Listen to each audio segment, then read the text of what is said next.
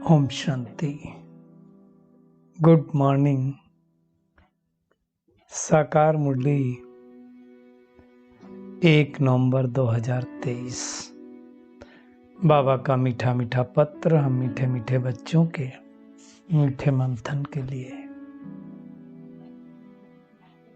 मंथन शुरू करने से पहले सुख के सागर से बाबा की सुख भरी किरणों के नीचे बैठ जाते हैं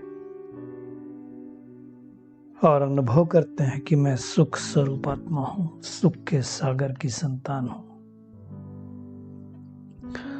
आज की मुरली हम 2 शब्दों में समाहित करेंगे, अर्थात 2 शब्दों की गहराई में जाएंगे और वो 2 शब्द हैं हठ योग और राजयोग। तो देखा जाए हठ योग शंकराचार्य सिखाते हैं।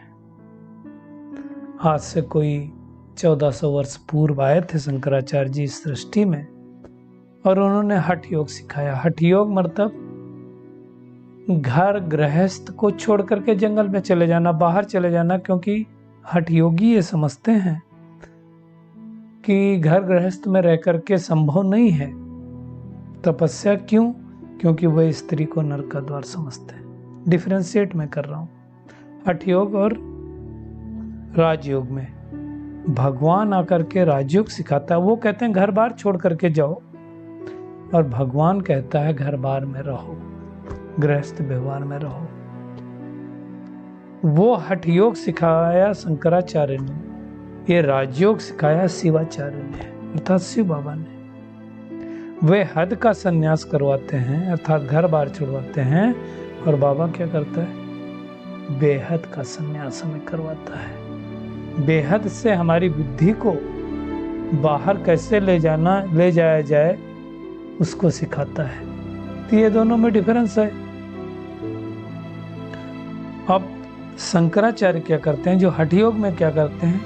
गिरवे वस्त्र पहनते हैं। लेकिन राजयोग में गिरवे वस्त्र की कोई जरूरत नहीं है। हाँ, जो समर्पित भाई बहनें होते हैं वो सफेद पहनते हैं, क्योंकि सफेद पवित्रता का, शीतलता का प्रतीक है। जैसे ड्रेस है, जैसे वैसे उनकी ड्रेस वो पीली है, मतलब गिरवा रंग जिसको बोलते हैं। और सन्यासी लोग क्या करते हैं कि घर गृहस्थ छोड़ करके चले जाते हैं और वो बाहर रहते हैं। और भगवान क्या करता है? विकारों का संन्यास कराता है। वो घर बार का संन्यास कराते हैं। और शिवाचार्य क्या कराते हैं? शिव बाबा क्या कराता है? विकारों का संन्यास कराते हैं। तो हठ योग सन्यासी हो गए, उनकी डिपार्टमेंट ही अलग हो गई। वो किसको याद करते हैं? ब्रह्मलोक को याद करते हैं। और हम ब्रह्मलोक में रहने वाले परमपिता परमात्मा को याद करते हैं। वो क्या करते हैं? घर गृहस्थ को बोलते छोड़ दो, और भगवान कहता है घर गृहस्थ में रहते हुए देह के सभी संबंधों को त्याग कर मुझे याद कर। मामा, काका, चाचा, काकी, उनको छोड़कर वो जाते हैं और हम उनके बीच में रहते हुए भी उनको भी आत्मिक स्वरूप में देखते हैं, उनको याद करते हैं। ये दोनों में डिफरेंस है। उसके करने से कोई मुक्ति नहीं मिलती, कोई प्राप्ति नहीं होती। इसको करने से 21 जन्मों की प्राप्ति होती है। तो ये डिफरेंस है। वो कर्म का संन्यास कराते हैं और राजयोग विकारों का संन्यास कराता है। तो बाबा कहता है कि तुम घर गृहस्थ में रह करके आत्मिक स्वरूप में रहो। तुम्हारी वृत्ति बहुत शुद्ध होनी चाहिए, प्योर होनी चाहिए, पावन होनी चाहिए। वृत्ति क्या होती? शायद पहले भी इसका डिस्कशन हो चुका है। मान लीजिए एक पेड़ पे आम या कोई फल लगा हुआ है। अब उस फल को देख देख करके मेरे मन में संकल्प बार बार चल रहा है कि मैं इसको खाऊं, इसको तोड़ूं। अब जितनी बार मैं उसको देखता हूं तो मेरे अंदर वो संकल्प चलता है, और धीरे धीरे जब संकल्प बहुत ज्यादा चलते हैं तो हमारी वो वृत्ति बन जाती है वैसी ही, और जैसी वृत्ति हो जाती है वैसी फिर दृष्टि हो जाती है, फिर हम कर ही देते हैं। तो बाबा कहता तुम्हारी वृत्ति बहुत शुद्ध होनी चाहिए, पवित्र होनी चाहिए। आप देखो अपवित्रता लोग ग्रहण भी तभी करते हैं जब उनकी ऐसी वृत्ति चलती, सोच बार बार चलती है। और बाबा कहता है तुम गृहस्थ व्यवहार में अगर कमल फूल समान पवित्र हो, फिर तुम किसी को समझाओगे तो तीर लगेगा। बड़ी मंजिल है, हमारे संकल्प में भी अपवित्रता ना, ये मेहनत का काम है। तो ये बात आकर के शिवाचार्य शिव बाबा आकर के समझाता है।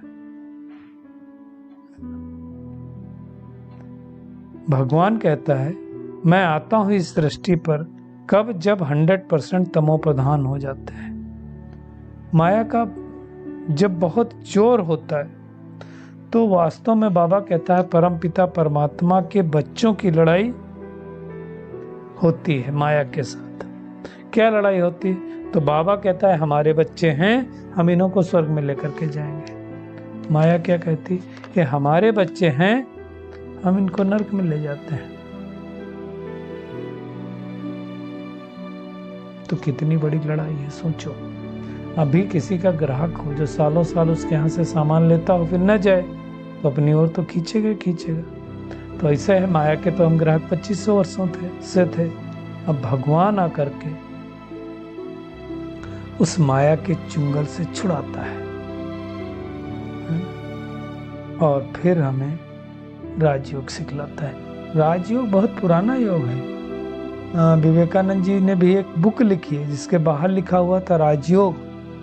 तो अब दुनिया में तो जानते नहीं कौन सा राजयोग, जो परमात्मा ने सिखाया। तो ये भगवान आकर के हमें सच्चा सच्चा राजयोग सिखलाता है। अब वो बुक देख करके कई लोगों को, अब उसके अंदर जाएं पढ़ें तो समझ में आए क्या होता है ना। तो राजयोग का अभ्यास करते थे, इसलिए उनके अंदर बहुत पावर थी। कितने लोगों को कन्विंस करते थे, हम सबको याद है शिकागो सम्मेलन। तो ऐसी आत्माएं चार्ज बैटरी होती हैं। तो भगवान हमें कहता है कि तुम राजयोग सीख करके दूसरों को सिखाओ, तब तुम्हारी विशाल बुद्धि होगी।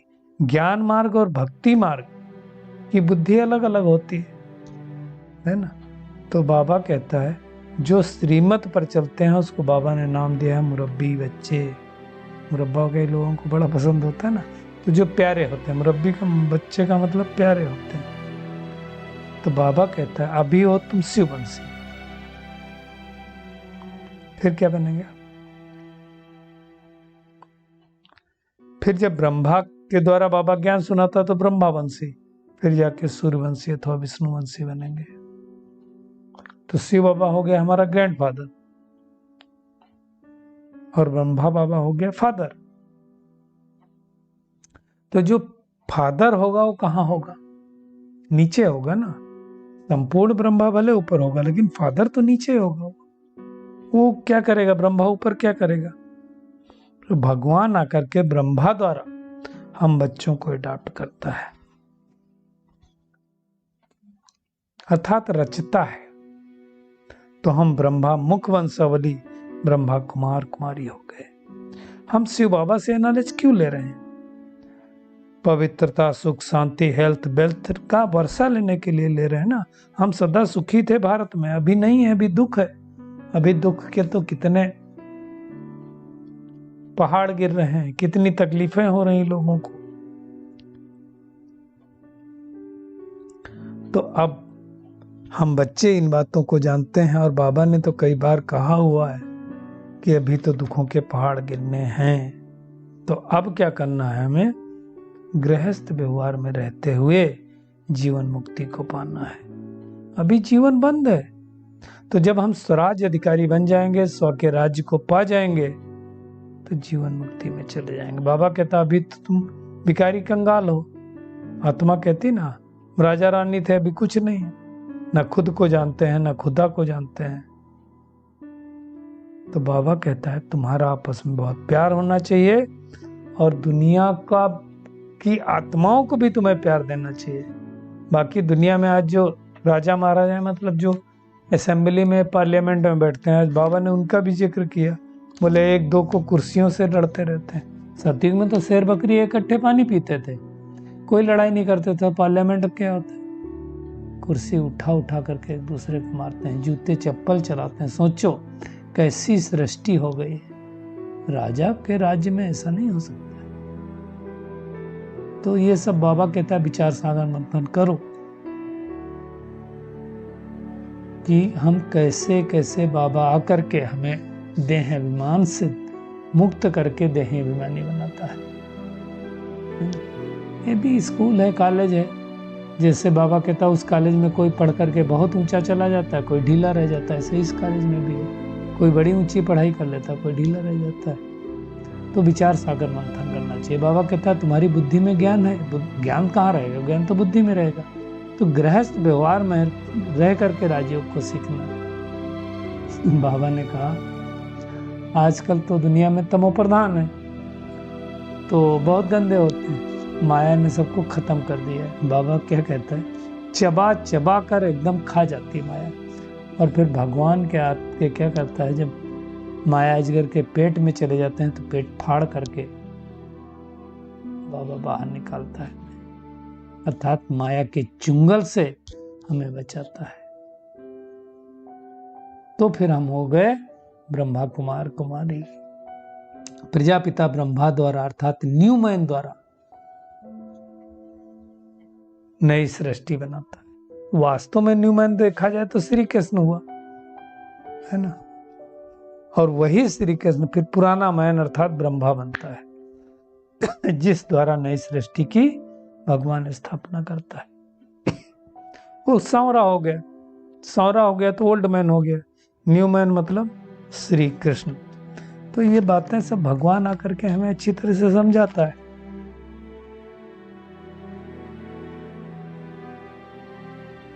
लेकिन एक अटपटी बात है,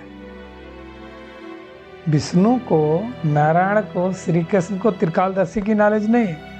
यानी न्यू मैन को त्रिकालदर्शी का पता नहीं, पुराने मैन को, ओल्ड मैन को त्रिकालदर्शी की नॉलेज है। अर्थात हम ब्रह्मा मुख वंशावलियों को नॉलेज है, बाकी किसी को नॉलेज नहीं है। तो ये बातें बाबा अच्छी तरह से समझाता है। सन्यासी थोड़ी इन बातों को समझेंगे। बाबा कहता है राजयोग माने स्वर्ग की बात सही, हठयोग मतलब नरक की बात सही है, नरक में ही रहना है। तो उनका अलग है और हमारा अलग है।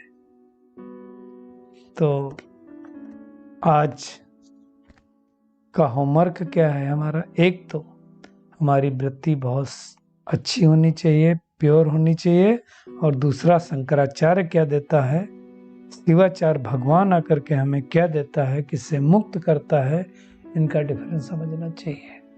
वास्तव में मुरली को प्रश्न उत्तर के रूप में भी समझ सकते हैं कि भगवान क्या क्या कराता है, शंकराचार्य जी क्या क्या कराते हैं, भगवान किससे मुक्त होने की सलाह देता है ना, शंकराचार्य किससे मुक्त होने की सलाह देते हैं। तो इन बातों को हम करेंगे तो हमारा विचार सागर मंथन होगा और हम आगे बढ़ते जाएंगे। दूसरा क्या है, निश्चय रखना है कि हम आत्मा भाई भाई हैं, तो आपस में बहुत प्यार से रहना और सबको प्यार से रखना है। विशाल बुद्धि बनकर के इस ज्ञान के कोई रहस्य को समझना है और माया का वार ना हो, उसके लिए बाबा ने बहुत अच्छी युक्ति बताई है, देही अभिमानी बन जाओ। आज का बाबा का वरदान है, ज्ञान अमृत की वर्षा द्वारा महान बनने वाले मर्जी बाबा हम बच्चों के ऊपर ही ज्ञान अमृत की वर्षा करता है और वर्षा करके मुर्दे से महान बना देता है। जलती हुई चिता से उठाकर मर्जीवा बना दिया, अमृत पिलाकर अमर बना दिया। इसलिए दुनिया में लोग क्या कहते हैं, भगवान मुर्दे को भी जिंदा कर देते हैं। मुर्दे को जिंदा नहीं करता, जो आत्माएं देह अभिमान के कारण मुर्दे समान हो गए थे, उनको भगवान आकर के मुर्दे पने से मुक्त करता है, तो महान बना देता है। स्लोगन है, धर्म में स्थित हो कर्म करने वाले धर्मात्मा है। धर्म का मतलब ही धारणा होता है। तो जो धर्म रूप में, और हमारा स्वधर्म क्या है, शांति, आत्मिक स्वरूप उसमें स्थित नहीं हो सकता तो धर्मात्मा कैसे होगा। चलिए परमात्म किरणों के नीचे बैठ जाते हैं और अनुभव करते हैं मैं आत्मा ज्ञान अमृत की वर्षा के द्वारा मुर्दे से महान बनने वाली मर्जीवाद में आत्मा हूँ, विशाल बुद्धि बन ज्ञान के गहरे रहस्यों को समझने वाली, विचार सागर मंथन कर माया के वार से बचने वाली संपूर्ण देही अभिमानी आत्मा हूँ। घर गृहस्थ में रहते हुए कमल पुष्प समान बनकर संपूर्ण वृत्ति को परिवर्तित करने वाली पावरफुल आत्मा हूँ। शुक्रिया मीठे प्यारे बाप दादा, शुक्रिया आप सभी का इस मीठे मंथन के लिए। ओम शांति।